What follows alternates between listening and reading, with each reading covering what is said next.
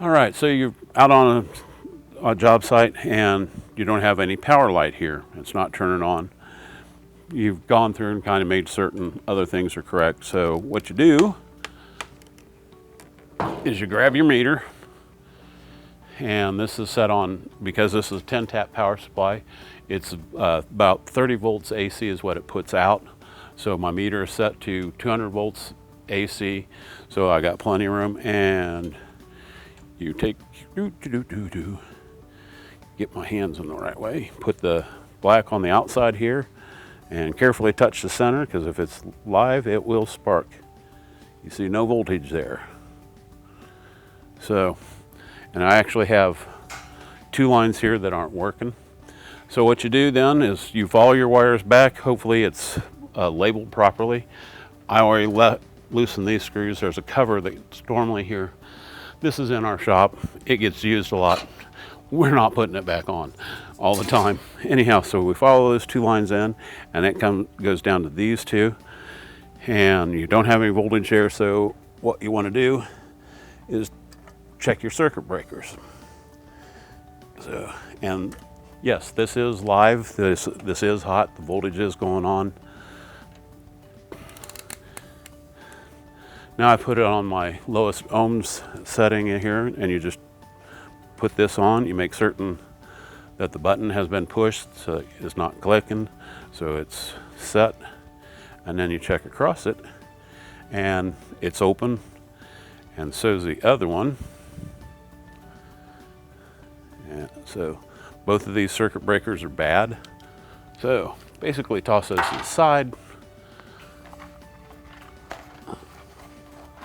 I have 2 more here. About the worst of it is putting them back in. Well,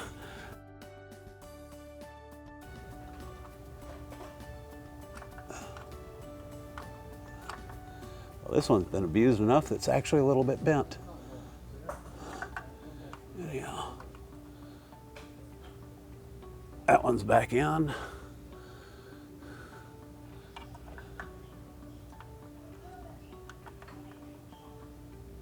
There we go. You can feel them slide back in. Then you just check your voltages again. There we go. Put your meter back on volts. Don't want to hurt the meter.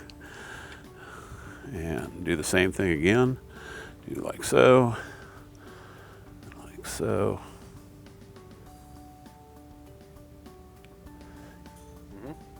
And we got voltage. So that one's good. Here's the other one that I've checked. We do this check again.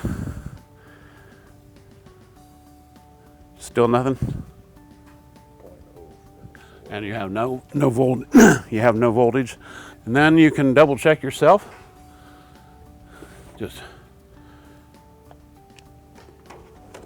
And there you see, you got our little red light, just like we should have it. So, and this one automatically turns on when it's had a power loss. So with the checks that we've just done, we've proven that the one line is good, and the other one, even with a new circuit breaker, there's a problem on the board in here. And that means that board will have to be replaced. It's not terribly complicated, but you know, while I did all of this work here hot, I'd be pulling the plug to change that board.